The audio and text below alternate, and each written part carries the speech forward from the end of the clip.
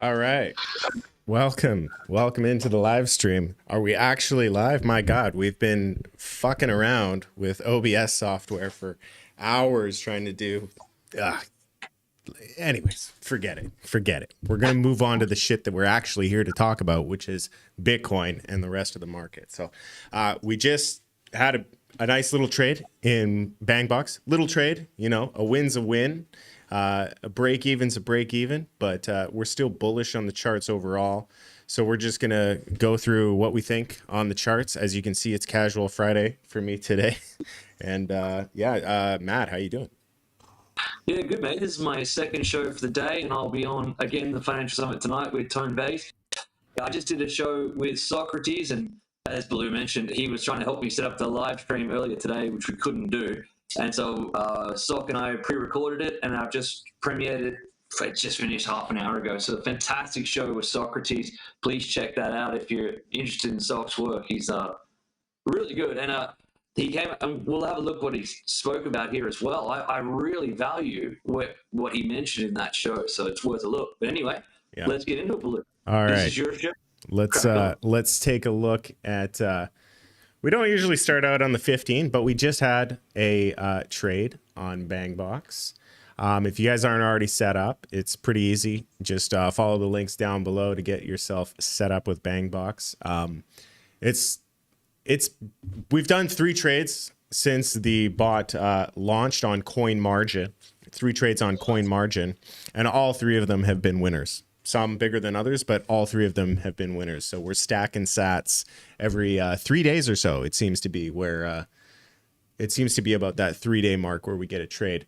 We might get another one shorter than that, though. Currently, we're on the 15-minute, and we're below this 128 EMA, getting a rejection from the 128. But what I'd be watching for is kind of a bullish divergence forming. So I wouldn't be surprised if we see some sort of formation where we get, kind of a step down and form this kind of downtrend where the RSI kind of makes some sort of trend reversal into an uptrend. So watch out for that on the smaller time frames. I think that would be a bullish thing. We got, a very similar type of price action back here that resulted in a big move that got us our Bangbox signal as well. So overall, I'm still bullish, and let me go over exactly why. Going over to the macro time frames, taking a look here. We've discussed this chart before. I'm very bullish on this chart. This consolidation, to me, a lot of people, they zoom in too much. They zoom in too much for a bias. And for me, you need to really collect your bias on the higher time frames. And the daily isn't even that high of a time frame. We just had a monthly close. Every time you get a monthly close, let's just quickly go over to the monthly. Anytime you get a monthly candle, you're going to have volatility. The volatility is correlated with the close. So on a monthly close, you get a lot of volatility at that new candle open. On a weekly close, you get a lot of volatility on the weekly open.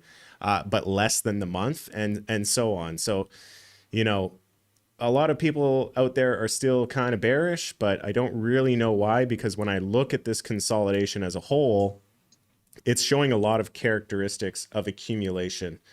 You have a price action that is respecting a range. We had price action that fell out of the range and was bought back, with pretty good price action. It's showing that the price has an easy time moving to the upside. We got a couple nice demand tails on these candles here, which is another positive sign that the bulls are present and they're ready to buy on any dip. Another thing that I like to take note of is just the volume is in a decline. If you're ever struggling to identify like whether a consolidation is a distribution or an accumulation, distribution is going to have huge price spikes, huge volume spikes. So every time price gets to the upper end of the range on a distribution, you're going to see big spikes in volume. And that's a big characteristic of distribution, is these big spikes. Accumulation is just slow, steady decline in the volume overall. So I'm bullish. I mean, anybody who's been in the group as of late already knows that I'm incredibly bullish. So I'm not going to, keep beating that bull to death. But yeah, I don't know. What are your thoughts, Matt? You want to take a look at your charts? Sure, let's do that, mate.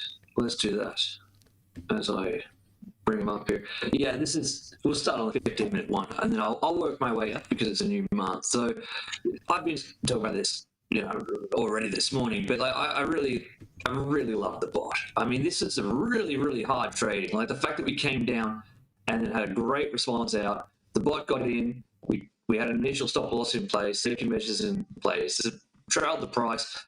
Now there was a bit of slippage, but we're looking at different ways to prevent the slippage because we had 170 users. I made 2.3, Baloo made 2.3, and other people I've seen made in that 2 zone. But apparently some people, and I think there's people with lower balances, broke even or came out at marginal loss on this trade.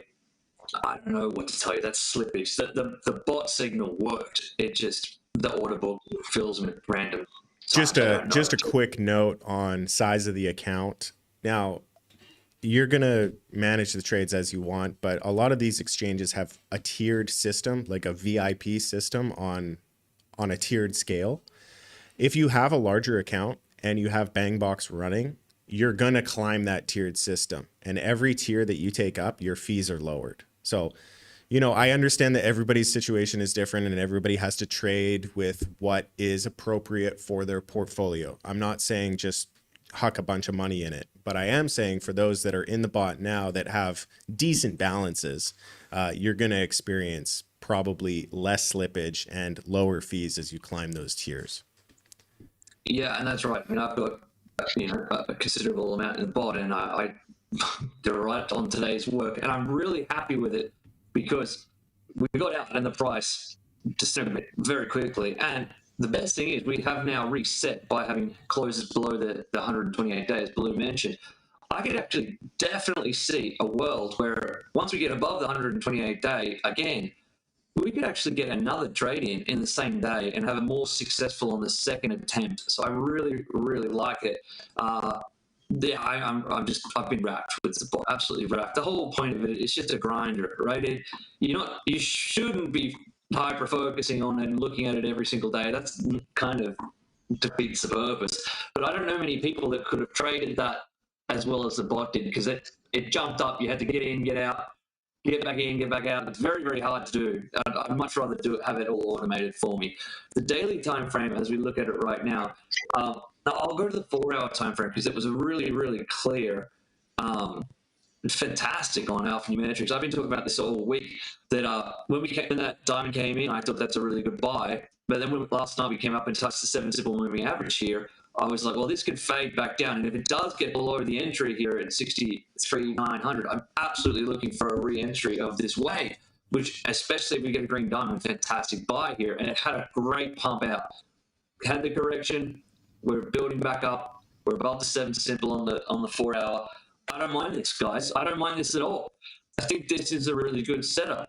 But as we reviewed with Socrates, if we get back down into the wave again, I'm real worried that we're going lower here. I'm real worried. So this is a real crunch time. Real crunch time. It's perfect that we came down and retested the wave, bounced back out of it, but we need to start clearing this 66.5 zone, or this will just fade, and we get back into the wave again. I don't know, guys. I'm seeing lower prices come in at this point, which is fine by the dip zone, but it can get nasty. I like the shape of the market the way it is right now. I don't want to see it get too much lower. I'll just finish off with the weekly because we are at the end of the week. It's been a bad week so far, but with 2 days and 20 hours left, and coming off such a really good last 3 weeks, even though last week did crash and came back up, I really like this dragonfly doji that we put in here. I can see it just goes back to I'm hyper bullish, but we really do want to see this line get cracked, and then I think that we're off to the races at that point. Absolutely off to the races. But for me, anytime we get a big candle close, we just had the monthly. The monthly candle, we need to test the market. You know, we call these tests for a reason. When price is coming down and we call it a test, what it's doing is it's seeing if the demand is there. So the price has to come down.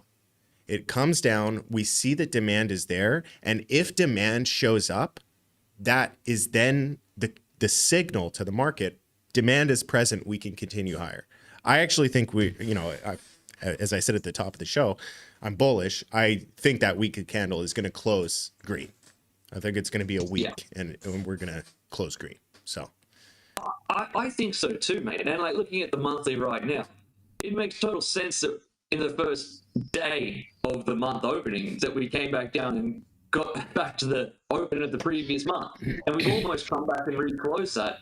This candle's going green, I think. Yeah. And then I think that we can work our way back up to here, and maybe next month it'll be the kickoff. I don't know, but I'm quite confident in this month. I definitely, and have a look at this, how perfect this aligns. It's actually quite creepy. The last candle, let's see what's friends here. I don't see us coming back down and breaking the wave to red again. I just don't. These things don't flip on the drop of a hat. These are long-term indicators, and it's a macro indicator, and I just feel really good with where we sit right now. I feel really, really confident going into the weekend and next week. Going back down, mate. Yeah, I agree. As far as other charts to check out, what other things are important to you when you're analyzing the market? All right, I'll go back into the charts then. Everything I do every night on the show is on the daily high is super important to me. And Tone will just look at the SPX, and I find that immensely important. See, like we had a terrible day yesterday on the S&P 500. Now, every night when we do the show, it's a great time for me to do the show because we can view in pre-market where the market's going to open and have a look. And the S&P 500, as it stands right now, we're still flirting with the wave. The wave is still green, obviously, and we're down at a cluster of the 50 and the 7 simple moving average here. If this starts to get below this point here at 50,000, 5,000 and a half, and we start to break the Lucasar here, I can see some downside on the S&P 500. But that being said, until that occurs, I'm still absolutely super locked and loaded and bullish like this. Like the market is going parabolic, and it's still parabolic as far as I'm concerned until the wave turns red, and then like it did back here, the wave turn. I called the top on the S&P 500 here. I said, get out of your trades here.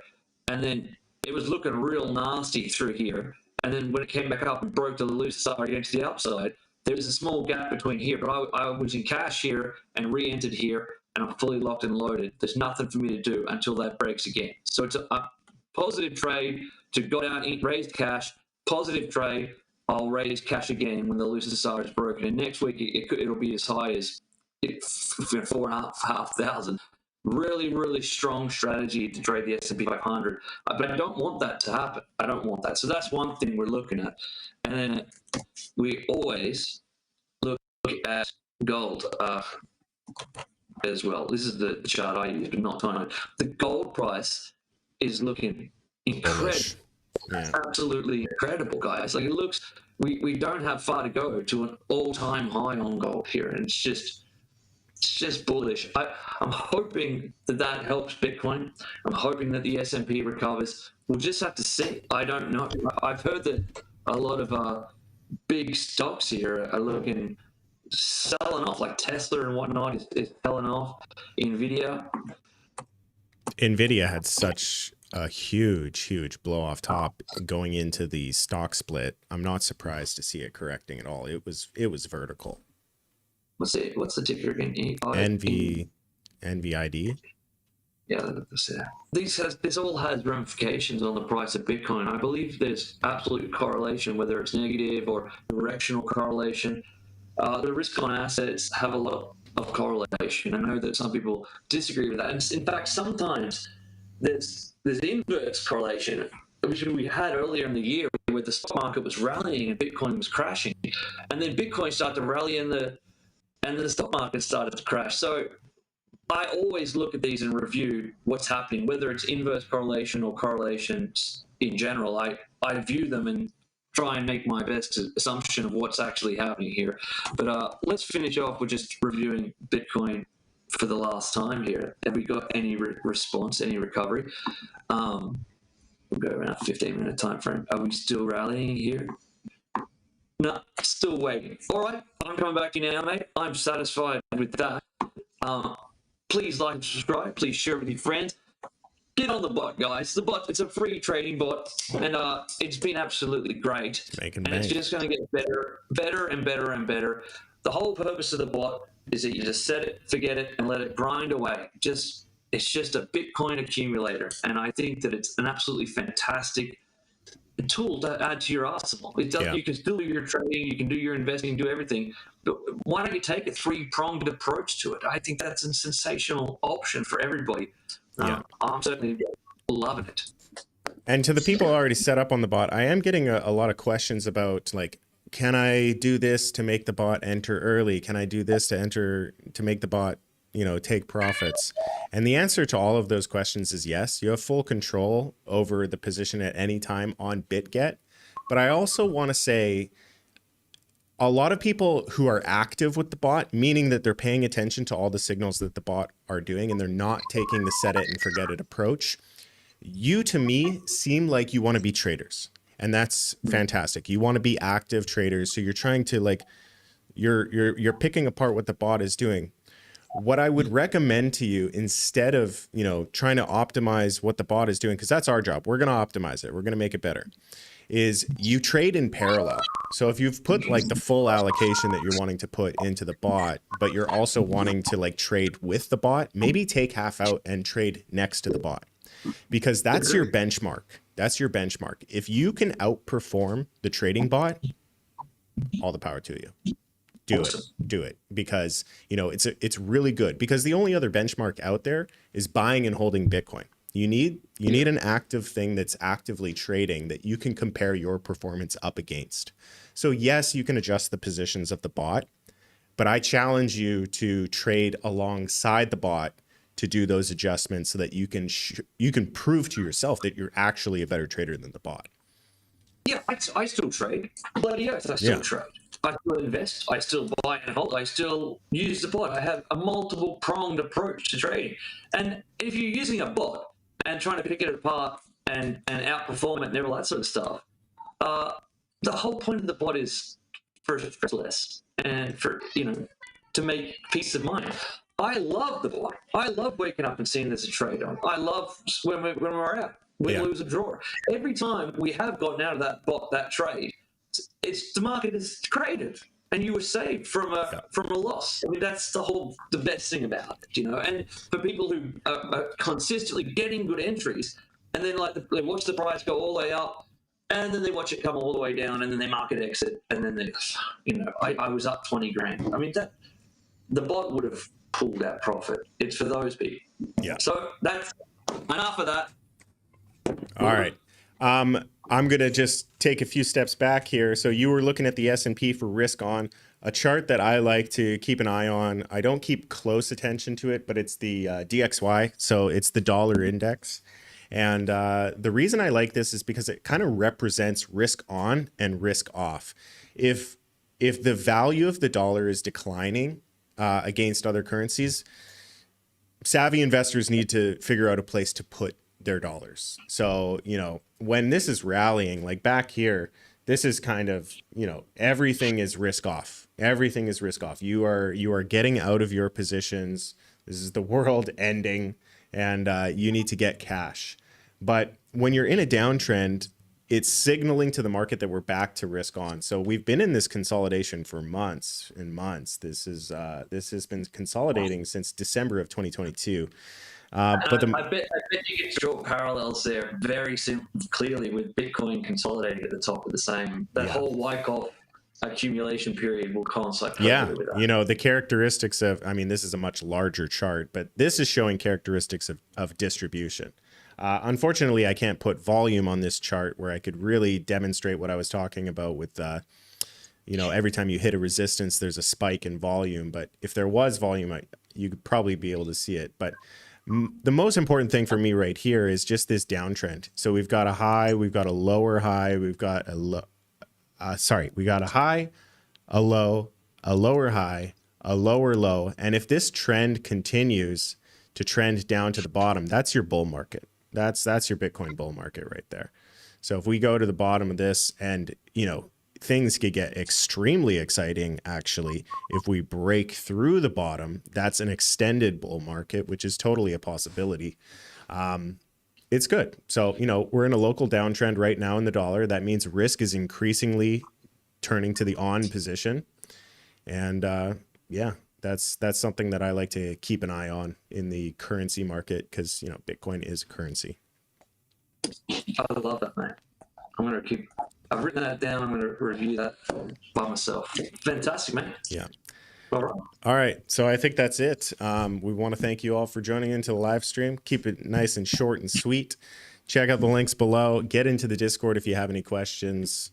If you don't have a Discord account, set one up. It's really easy. And we're a very welcoming community that there's no such thing as a stupid question. The stupid question is the one you don't ask. So we're here to help. Anything you want, we got you. And until next time, please trade safe. It is jungle out there. Peace.